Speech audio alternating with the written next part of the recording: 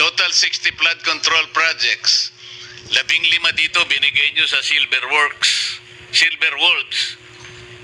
Wolves pa eh. Construction Corporation. Wawaw Builders, 6. St. Timothy plus St. Matthew, 4. Unimax Steel, 4. Jagon Build Construction Corporation, 3. SYMS Construction Trading, 3.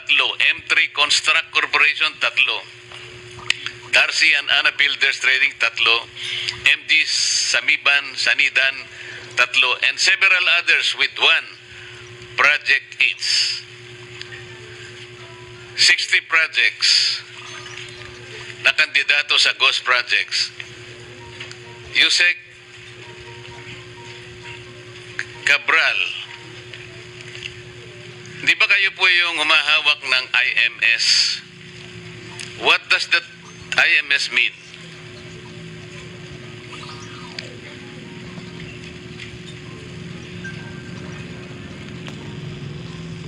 Your Honor, I think 2 weeks ago, nire-assign po sa akin ni Secretary yung Information Management System na Information Management Service. 2 weeks po. But before that, it was lodged with the Undersecretary for Technical Services. At mabuti sinabi mo yan kasi ayaw ko na sana tanong kita dyan eh. On July 22, 2025, the IMS was assigned to Yusek Ayapana. Apo. Tama? Apo. Ayapana is handling... The Technical Services, Your Honor. Teka muna. Ayapana is handling National Building Code. Tapos ibinigay ni Secretary Bonoan ng IMS sa kanya.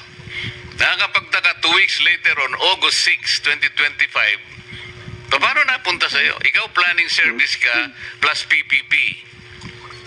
Tapos napunta sa'yo ang IMS. Hindi ko maintindihan. Kaya nagbibiro nga si Ayapana eh. Baka gusto mong kunin pa rin yung building code, sabi niya sa'yo, di ba? Tama. What is IMS? Information Management Service, Your Honor, Mr. Chair.